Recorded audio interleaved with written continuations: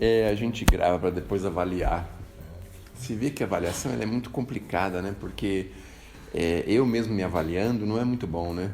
E ninguém se dispõe a avaliar para mim, fica todo mundo assim. Mas eu consigo perceber se a gente está repetindo muitas palavras, sabe? Alguns vícios vocais, né? As pessoas ficam, às vezes, falam muitas vezes a mesma coisa. Isso ajuda bastante. Muito bem. Então nós vamos falar então sobre a paciência, e na verdade não é bem a paciência, é mais sobre a dor, a doença, a cura, esses problemas que a gente enfrenta. E aí todos nós ficamos perguntando assim, meu Deus do céu, mas por que tem a doença? Não é? Por que a gente fica doente? Por que tem a doença? Por que tem a dor? Para que serve a dor? Bom, a gente vai buscar lá em Jesus, a gente vai perceber que Jesus tem mais de 30 curas no Evangelho. Aí você pensa assim, mas todo mundo que Jesus curou desencarnou. Nenhum sobrou, graças a Deus, né? Puxa vida. E aí a gente percebe que o problema ali não era bem o corpo físico. Aí é que está uma dica, né? Jesus curou, mas no objetivo de buscar algo a mais. Vocês lembram que ele falava para as pessoas quando curava? Ele nunca falou, eu te curei. O que ele falava? Você quer se curar? Essa é a pergunta. Mas o que ele falava? A tua fé te curou, não é isso? Olha outra pergunta interessante. O que queres que eu faça? Já perguntaram isso para quem precisa de alguma coisa? Normalmente a gente não pergunta, né? Então se a gente vê a filha lá, eu preciso tomar cuidado um pouco com os exemplos, porque de repente, né? Mas eu vou dar um exemplo genérico. A gente vê a filha toda embaraçada, lá brigando com o marido, aquela confusão, aquele problema, e ela está enrolada, não quer lavar a louça, não quer limpar a casa, não quer fazer nada, lavar a roupa, nem nada, ela quer... Aí, sob a ótica dos pais, qual é a solução que os pais encontram muitas vezes? O pai vai lá, a mãe vai lá, vai lavar a louça para ela, vai lavar a roupa dela, vai arrumar a casa para ajudar ela, coitada, está sobrecarregada, não é? Essa é a solução que a gente encontra. Mas o problema não é aquilo, não é a louça, a roupa, a casa bagunçada. O problema é ali, tem alguma coisa por trás disso. E é isso que Jesus buscava, o cerne do problema. E o cerne do problema está onde? Por que nós temos dor? Porque alguma coisa está errada. Alguma coisa está errada. A dor é que chama a atenção do problema. Se não tivéssemos dor, já pensaram? A gente machucava, perdia braço, perna, sei lá, caía a cabeça para um lado, o corpo ia para o outro. Graças a Deus a gente tem a dor. Mas diversos tipos de dor. A dor física, mas também tem a dor moral, a dor espiritual, aquela dor da consciência, aquelas dores que a gente não pode observar. Mas aí vem aqui o espírito amigo e diz assim, a dor é uma bênção, mas a gente aceita essa bênção. A gente detesta a dor, mas adora errar, mas detesta a dor. Não é mesmo? Outro dia, só para relaxar um pouco, senão eu fico muito entusiasmado, né? Outro dia eu ouvi alguém falar, é algum desses bem famosos aí, até aquele fungo que a gente tem na unha é um problema espiritual. Até o quê? O fungo que a gente tem na unha. O fungo. Porque o corpo não encontra resistência para botar ele para fora. Meu Deus do céu. E eu tenho um fungo aqui na unha e falo, meu Deus, o que eu tenho que renovar, hein? O que eu tenho que melhorar? Talvez até saiba, mas eu me engane. Porque a gente adora se enganar. Já perceberam como a gente adora se enganar? A doença vem sempre do perispírito para o corpo. Obviamente. Ele chama a atenção para alguma coisa que está errada, porque a dor, se a gente pensar, ela é um sinal de alarme para o corpo. Não é mesmo? Mas além do corpo existe algo mais. Ela é um sinal de alarme para algo mais. É o buril que se aperfeiçoa. Ela vem mostrar pra gente que tem alguma coisa errada em algum lugar. Mas a gente não aceita, a gente não quer mudar nada. Você é sovina, vai morrer sovina, sua praga. Você é maledicente, vai morrer maledicente, porque a gente não quer mudar. Você fica 20 anos deprimido. Antigamente, sabe como é que era o nome dessas doenças daqui que a gente conhece hoje como depressão, síndrome de pânico, sabe? Esquizofrenia, sabe como é que era o nome? Endemoniado. Era os endemoniados. Olha a dica que está aí para a medicina e eles não percebem. Não percebe. Olha a dica que tem aí. Chamar o padre para fazer exorcismo? Não, o padre já não funciona mais para isso. A gente percebe que é uma influência de fora. Pode ter as questões químicas, óbvio que pode ter as questões químicas, mas se tem as questões químicas, tem alguém martelando lá, furando ou tirando alguma coisa que não devia estar tirando. Então, olha a dica que interessante. Estou me sentindo deprimido. Aí você lembra lá, se eu estivesse no tempo de Jesus, como é que seria isso? Endemoniado. Deve ter alguém comigo aqui. O demônio é a praga dos infernos que está me incomodando aqui, meu Deus do céu. Pensa um pouquinho sobre isso, é muito interessante, Mas vamos falar da dor. Voltar para a dor, porque esse assunto de endemoniado é complicado, né? Se você falar endemoniado, vão pensar que você acredita no diabo. Vão falar para a gente que a gente é fanático, lunático, não é? É tudo quanto é ático da vida, não é? Mas eu quero dizer o seguinte, nós estamos estudando e como estudantes nós precisamos abordar, não é mesmo? A ciência ainda não consegue estudar a espiritualidade. Aliás, consegue sim. Você já ouviu falar do aquele professor americano chamado W. Weiss? É W. Weiss o nome dele? Como é que é o nome dele? É alguma coisa assim, é o Weiss, né? Há muitos anos, e aí ele veio para o Brasil e ele descobriu que muitas das teorias dele, que nem a espírita, a gente tinha a sensação há 20 anos atrás de que ele era um charlatão, né? Mas ele chegou aqui e começou a confirmar umas coisas que ele não tinha a menor ideia. Meu Deus do céu, olha só que coisa. Mas para a gente ter uma resposta científica, sabe o que a gente precisa? De uma publicação numa revista científica. Enquanto não tem essa publicação, você não tem ciência.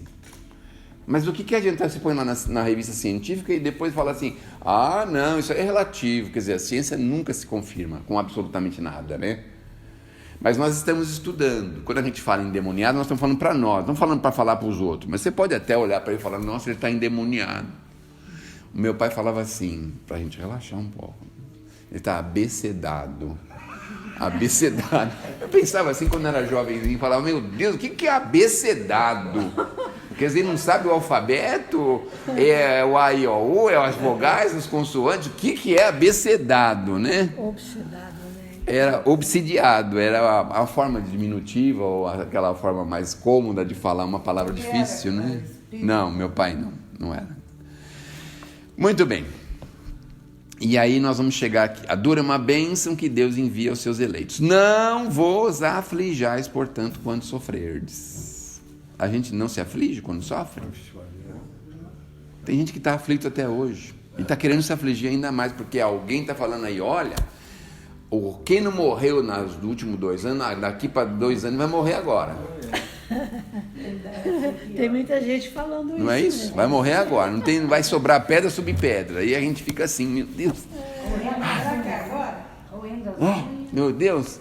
Aí você pergunta para você mesmo assim, eu vou morrer com esse troço e depois ainda ganhar assim louros do mundo? Falar assim, morreu daquele problema. Vai ganhar louros do mundo. Será que a gente tem esse merecimento? Eu não sei. Eu acho que eu não tenho, porque... Não é? Vai ganhar esses louros, vai ser o mártir do século XXI, porque durante aquele problema que teve, não é?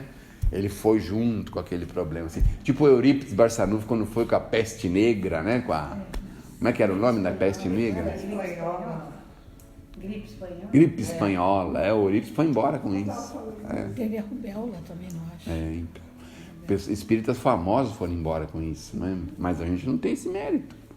Então a gente é o seguinte, vai pisar num prego aí, vai pegar um teto, vai arrancar a perna fora, vai ficar 6 meses, vai ficar 2 anos na cama, 5 anos, 10 anos, aí sim, mas não é mesmo? Sabe por quê?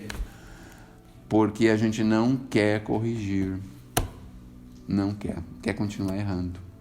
Esse é o problema. E o pior não é isso, é que cada um sabe onde está errando, né? Cada um de nós sabe. Está excedendo em alguma coisa, está faltando em algum detalhe, tem alguma coisa que não está bem, que precisa corrigir. Bom, mas pelo contrário, não vos aflijais, mas pelo contrário, bendizei a Deus Todo-Poderoso que vos marcou com a dor neste mundo para a glória no céu. Quer dizer, se o Pai permitiu que a dor nos desse um alarme, é sinal de que Ele está atento com a gente, porque se Ele não desse o alarme, veja quantos irmãos nossos trafegam pelo mundo, Às vezes a gente tem até a sensação que o mal vence sempre, não tem? Não tem essa sensação? Nas novelas, nos filmes agora, começaram com essa história aí. Como é que era? O Dreams lá, o American Dreams, era o final feliz. Parece que sumiu, né? Agora parece que é o mal que ganha sempre. Eu lembro de uma novela que todo mundo estava torcendo para a mulher levar uma lambada lascada, ela simplesmente sai, pega um avião, vai para outro país e acaba a novela. Pô, ela fez mal a novela inteira e saiu bem. Não é? A gente fica assim pensando, mas aí a gente pensa que o mal está sempre vencendo. Mas o Criador não tem pressa. Olha que problema que é. Não tem pressa. Eu ouvi esse exemplo, acho que do Haroldo uma vez, estava dizendo assim, se você pegar uma estrada e errar o caminho, você errou o caminho. O que acontece com a estrada? As leis da criação são imutáveis, não mudam. Mas e com a gente? Aí você se lasca todinho, tem que voltar. Se perder o GPS, lascou, porque aí você tem que voltar tudo para trás, procurar onde é que era a saída que você não saiu. Aí não tem retorno. Ali tem um exame no Detran, para quem vai fazer renovar a carta. Alguém vai renovar a carteira? Não? Você vai renovar? Então tem uma pergunta lá que diz assim, se você está numa estrada, e aí você passou a sua entrada à direita, só que você passou só um pouquinho, o que você faz? Você dá uma rezinha e entra, você dá a volta na rodovia e volta e entra, ou você vai procurar o próximo retorno? Próximo retorno. Ah, vocês são tudo bonzinho, né? São bonzinhos, né? Aqui nessa mesa todo mundo é bonzinho, né? Vai buscar o próximo retorno, sim. Duvido que alguém vai buscar o próximo. Carteira, eu acho. Então, sabe o que a gente faz? Fala, bom, vê se vem alguém aí atrás. Mas não pode dar essa resposta lá, meu Deus do céu. Porque se você der essa resposta, você erra. Não pode. Mas aí você dá a resposta que ele quer, mas você faz a coisa errada. Então, você dá a resposta que ele quer, mas no fundo você fala, foi só um pouquinho, não tem problema, né? Não tem nenhum posto policial, não tem polícia vindo, não tem nada, não tem ninguém na estrada, tá de noite, ninguém tá enxergando nada, ninguém sabe nada, meu Deus do céu. Sérgio, nós temos tantas reencarnações ainda, por que não dá uma resinha? Então, não tem problema nenhum, né? Aí tem um outro detalhe que é legal, sabe qual é o outro detalhe? A gente vive querendo um mundo de regeneração, não quer? Nossa. Quer ou não quer? Eu ia falar pra você. Aí sabe o que acontece? A gente não consegue nem obedecer às leis de trânsito. Como é que a gente vai entrar no mundo de regeneração? Você já pensou um negócio desse? Mundo de regeneração, aí sei lá. Você faz alguma coisa aí, você vai a algum lugar, o que era super normal para você, aquilo ali é um crime de lesa natureza. Só que você não está acostumado, porque aonde você estava era normal. Era normal. Não, uma coisa normal, assim, sei lá. Como você visualiza esse mundo de regeneração? Ele está ainda muito longe da gente adentrar nesse mundo de regeneração? Ou você acha que já começou? Eu tenho a sensação que nós ainda estamos distantes. Tenho essa sensação. Porque coisas tão comezinhas a gente ainda peca, não é? A gente erra tão fortemente. A gente faz cada uma. Olha, os últimos 2 anos mostraram quem tem condição de viver no mundo de regeneração e quem não tem. Porque no mundo de regeneração, a pessoa não se abala por qualquer coisa. Ela é destemida, mas não destemida para enfrentar por qualquer motivo, para cumprir os seus deveres, para realizar as suas obrigações, para fazer o que tem que fazer. E muitos de nós falhamos fortemente nisso, porque nós nos acovardamos. Desculpe falar isso, mas é uma sensação que eu tive. Muita gente se acovardou. E ainda estamos, viu? Porque aqui, 20 pessoas, maravilha, mas tem casa espírita que os dirigentes estão pedindo, pelo amor de Deus, para as pessoas virem na casa. Para os trabalhadores, para os frequentadores. Não querem vir mais. É que agora tem, não é? A febre do macaco, a febre do rato, a febre não sei de quem.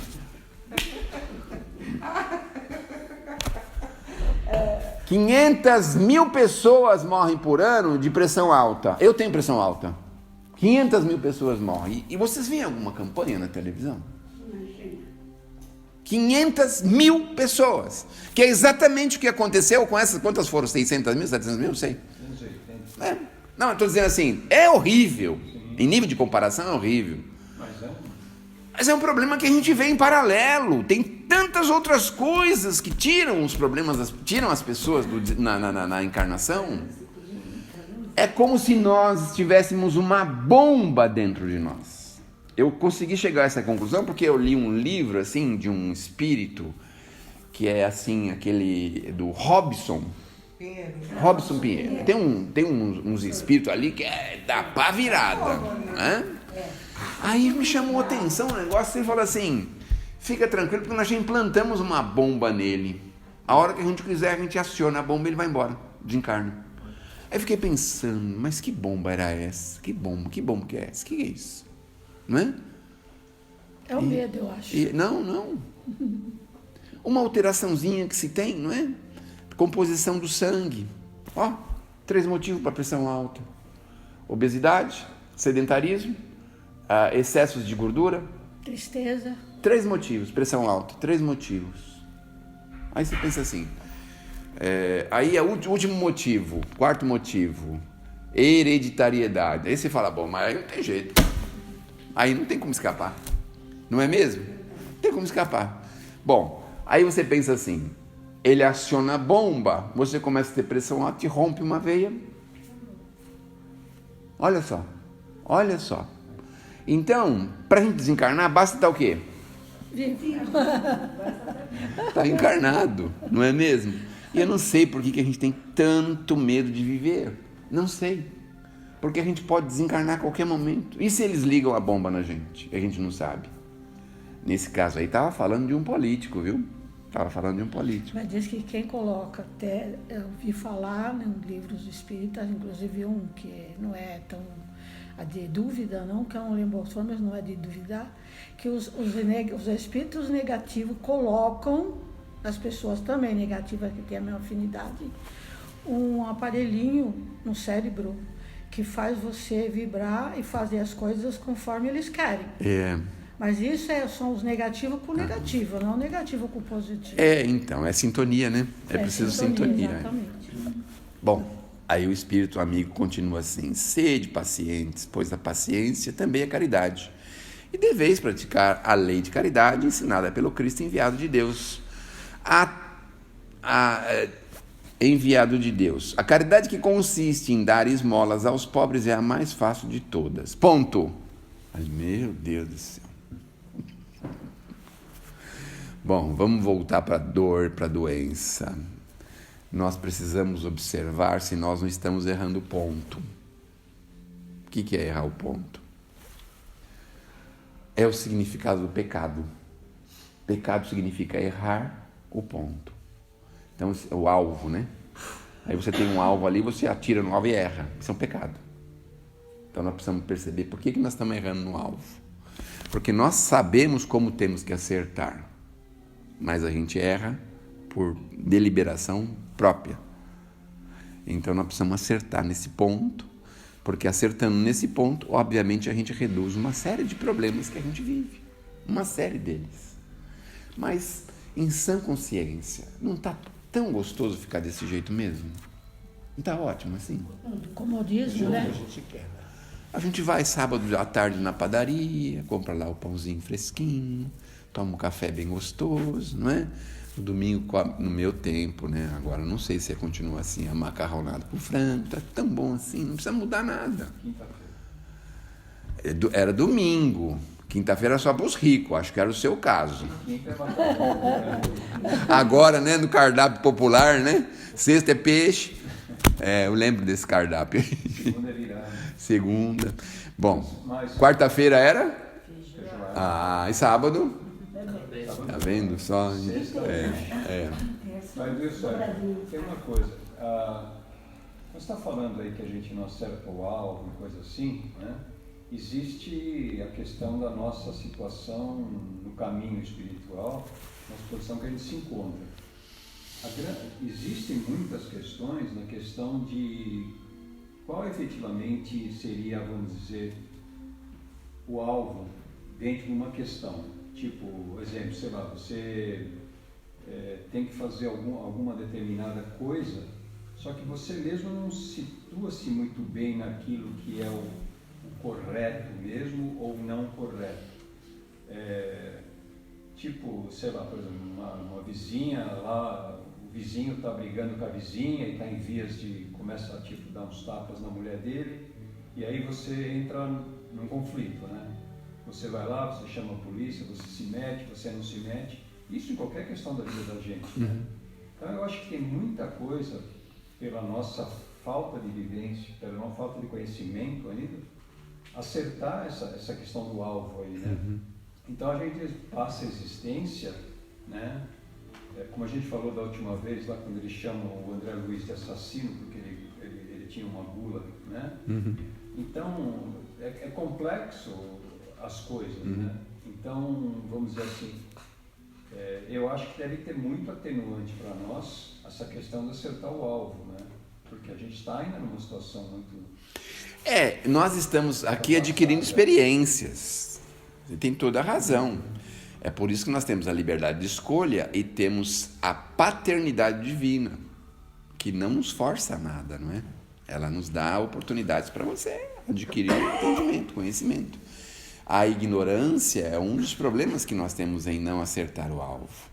Agora, uma coisa é você ficar ignorante, ser rebelde, não querer aprender, né? Tem uma série de fatores ao redor disso. Porque às vezes a gente não quer saber de nada, não quer saber de aprender. Olha, sinceramente, na próxima encarnação eu ia pedir para não vir espírita não, viu? É complicado. É bastante complicado, viu? Porque tem situações que a gente vive, que é o que nós estamos falando, né? Aí você fica numa situação delicada, você tem que ter ação, você tem que agir. Você sabe que você tem que agir. A gente omite. Quer dizer que a nossa estrada de Damasco está muito longe? Eu penso que nós estamos caminhando, mas ainda está longe. Na verdade, a gente não pode pensar em alcançar este objetivo, porque senão a gente fica empipinado, embaraçado, né? Mas quer dizer, a gente tem noção da distância que a gente está, porque quando Paulo fala que não sou eu que vivo, se o Cristo em mim, caramba, você já encontrou, apesar da luta que ainda tinha que ser travada, né? Apesar que a gente tem consciência que ainda vai muitos séculos para a gente tirar do nosso coração algumas coisas mesmo, Sérgio. Não é fácil, não. Nós temos vícios incríveis. Num momento você pode estar boa, no outro momento você dá cada cacetada nos outros. Por quê? Você ainda tem dentro de você isso, não é? Você tem. O que vai fazer? Aí você se arrepende, né? Mas isso é aprendizado também. É aprendizado. Por isso que é interessante. A gente já ouviu sobre isso também. Não existe boa ou má experiência, existe uma experiência, não é?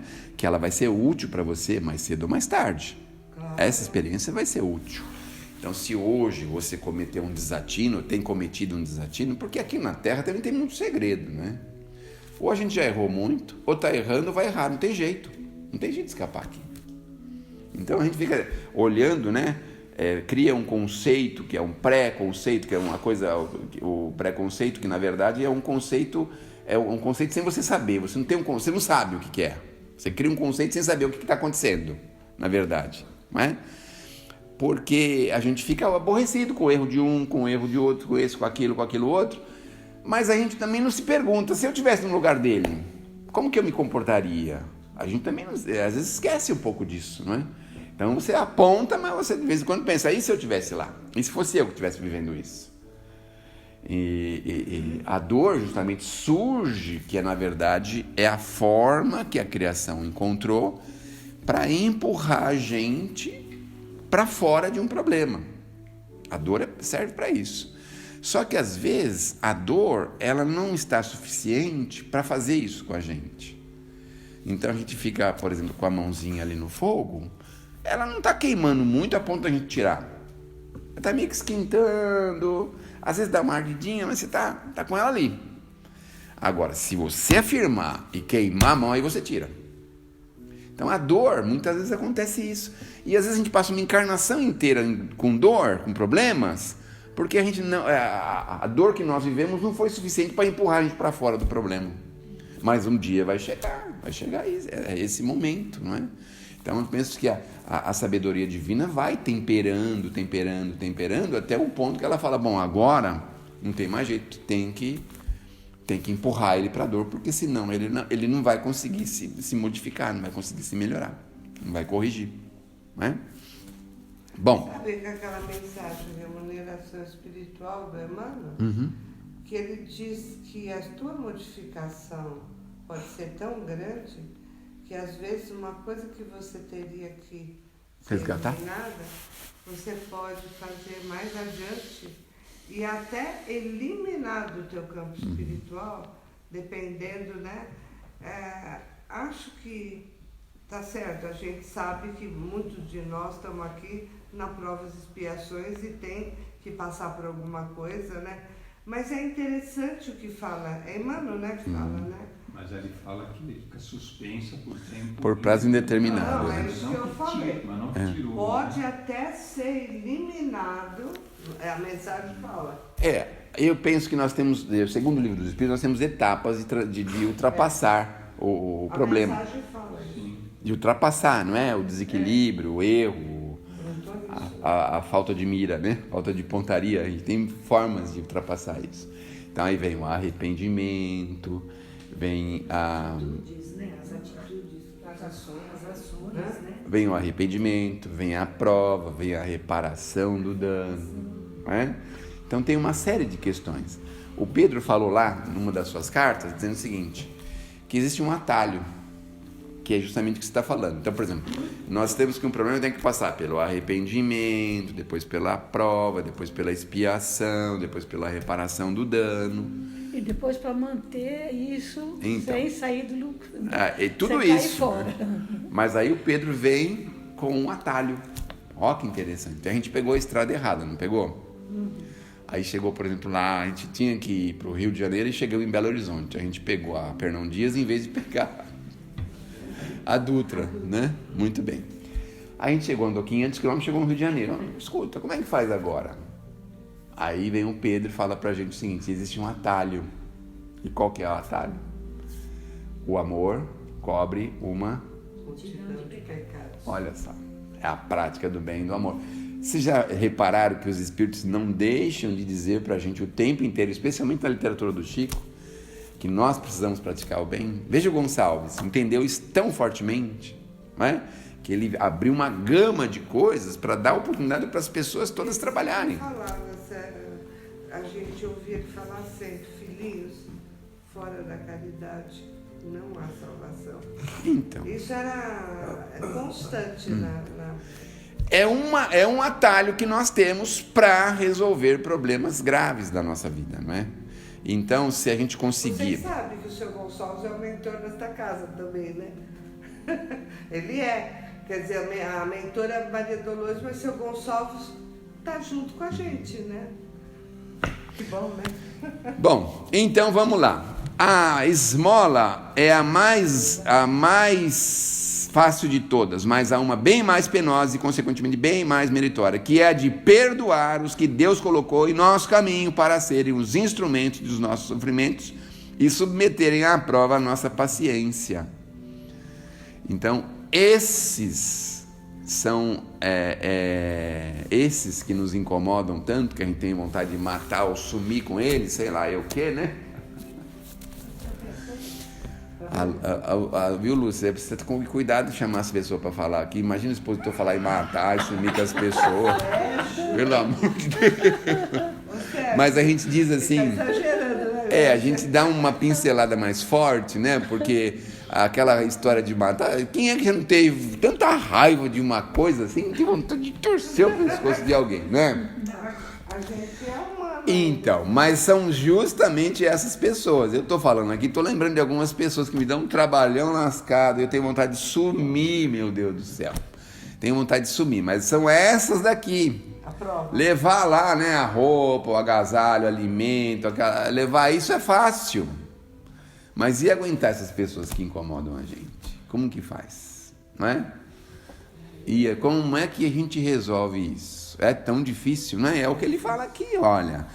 É bem mais meritório perdoar Os que Deus colocou em nosso caminho para serem os instrumentos dos nossos sofrimentos, submeterem à prova a nossa paciência.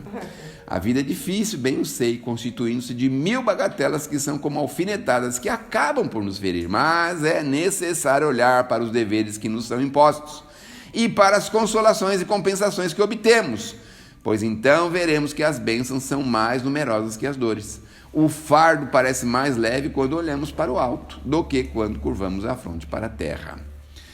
E é justamente isso, a gente sempre observa, não sei se vocês conseguem perceber isso na sociedade, o que é relevante para as pessoas comentarem umas com as outras. Por exemplo, aconteceu um episódio na rua da gente, né? Esse episódio, se ele for negativo, a gente faz questão de falar para toda a família, para todos os amigos, para toda a casa espírita, para todo mundo.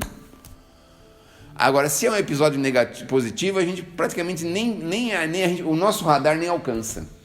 Nem alcança que aquilo é positivo. Não consegue alcançar.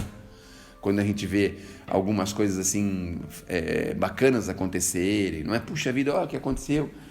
A gente dificilmente consegue relevar isso, consegue... E olha, na vida da gente, vamos imaginar que a gente tenha 10 possibilidades, a gente tenha um problema, ou 2, ou 3, ou 4, mas ainda sobra 6 facilidades, possibilidades, coisas boas. Não sei, tem problema de saúde, tem um problema financeiro, tem um problema emocional, mas ainda tem 7 coisas boas, não é? Alguém te deixou lá um recurso, você tem um bom teto, mora numa boa região, num lugar fácil de locomoção, você tem um monte de outras coisas. A gente não consegue perceber, não consegue. Você sabe que às vezes a gente não consegue ver, né? Que tem uma árvore em frente à nossa casa, florida, por exemplo. Aconteceu na minha sala, uma vez estava dando aula, eu falei para os alunos, quantos degraus tem a sua casa? Porque a sua casa tem degrau? Tem. Você já contou quantos degraus tem? A maioria nunca sabe, décima nunca contou. Eu falei, se tiver uma árvore com flores, você reconhece? Eu nem sei se na minha casa tem árvore. Quer dizer, a gente sai da casa, vai trabalhar, volta e não observa que as coisas bonitas às vezes estão na nossa porta, né? Na árvore florida. Mas isso é porque nós vivemos nas grandes cidades. As pessoas que vivem mais afastadas no interior, em lugares bem distantes, né? Além do que também tem uma pulsação diferente, né? A pessoa olha para o céu, a pessoa vê lá as mudanças do céu na noite, das estrelas, a lua. A pessoa observa, né, o manacá da serra, por exemplo, outras coisas que a gente vê colorido, né, o ipê amarelo, roxo, vermelho, cor-de-rosa, a gente vê. Agora, nas grandes cidades, para quem está condicionado, a gente vive de uma forma assim um pouco mecanizada, não é? Meio superficial e mecanizada. Então você não olha para nenhum lado, nem para frente, nem para trás, que é para você não ver nada que te comprometa ou que comprometa alguém, não é? Eu só estava imaginando a grande cidade, né, que é amar é o teu próximo, né? E a gente tem tanto próximo junto na grande cidade que é brincadeira. Né? Tem muito. Se for amar todos. Próximo demais, né? Então, mas a gente tem que chegar nesse objetivo, né? O que é o objetivo do amar? Do amar não é que você vai socorrer ele o tempo inteiro, dar coisas para ele, fazer coisas. Não, é você desejar o bem, é você estar disponível, disposto a ajudá-la em qualquer coisa que possa acontecer. Mas se ele fizer um mal, ele não vai deixar de ser um nosso irmão. É que esse amai-vos, como eu vos amei, né? Isso me remete a um pensamento, tipo assim, eu não preciso, às vezes, procurar um pobre para fazer alguma coisa, né? Porque você sai de casa, tem alguém atravessando a rua que você pode parar, né? Você pode abrir a porta para alguém, você pode dar um bom dia para alguém que você vê que está acabrunhado ou alguma coisa, né? Ser respeitoso, né? Então, no teu dia a dia, né? Você falar um obrigado, ou num restaurante que alguém te trouxe alguma coisa, ou pegar alguém, ou alguém está caindo e você ajudar. Então, o dia inteiro da gente, isso está acontecendo. Tem oportunidades, né? E você está jogando oportunidades sempre fora. Às vezes você passa e você é relapso com relação a isso. O que se desculpa muito nas grandes cidades é a violência, tudo mais. Existe todo um projeto, não é, para manter as pessoas temerosas. Existe um projeto para isso que as pessoas não perceberam ainda. O exemplo que a gente costuma dar muitas vezes é esse. Aconteceu um episódio triste numa estação do metrô. Aí lá divulga e fala em todo lugar e não sei o que e tal. Tem gente que não vai nunca mais naquela estação. Fica com medo. Não é? Aqui na rua aconteceu um episódio assim, sei lá. A pessoa tem medo até de andar nessa rua, anda na outra, na de cá, na de lá, porque nunca aconteceu nada na outra, né? Quer dizer, já aconteceu, mas ela não ficou sabendo, né? Então, é a tal da divulgação do mal, que é o que é ruim, e a gente também não pode viver assim, com medo de tudo, porque assim, se a gente tem uma associação, uma ligação com o problema, com o mal, eu tenho a sensação que a gente pode escapar de um aqui, ali ou aquilo lá, ou ali na frente, mas você não vai escapar definitivamente. É que nem a pessoa que está atrás de um passarinho, tá lá, o passarinho vai lá, percebe e não entra na gaiola. Outro dia vai lá, mas outro dia ele dá uma vacilada e vai lá e entra e prende, perde a liberdade. Vamos imaginar. Eu fico imaginando, pensando assim, como que uma pessoa tem uma arma de fogo, por exemplo, e desfere um projétil contra a outra e tira a vida da outra. Fico pensando, meu Deus do céu, tem que ter alguma coisa por trás disso. Não é uma coisa muito... Hoje está demais, hoje em dia, né? Não está demais, está de menos, Lúcia. Nós estamos com 20 mil mortes a menos. Nós tínhamos 60 mil durante o ano, hoje, o último ano foi 40 mil, foi 20 mil a menos. Mas o que eu quis dizer não é isso. Mas ainda incomoda, né? Veja bem qual é o pensamento. Se a gente se associou, se encontrou com aquela situação, se a pessoa teve coragem de tirar e desferir um projeto contra você, você tem uma ligação com isso. Não é possível que não tenha. Não é possível. A gente tem ligação. Então, porque as leis da criação funcionam perfeitamente. Ação e reação. Ligação com a situação, não com a pessoa que está... A situação e muitas vezes com a própria pessoa. Não raras Você vezes. está querendo falar, não? Só fazendo uma ligação com tudo que eu vi aqui também, só 2 casos rápidos, que eu acho que a senhora falou da regeneração na terra, né? Eu vejo assim, minha mãe e minha avó jogavam papel no chão, na rua, quando nós andávamos e tal. Meus filhos hoje, né?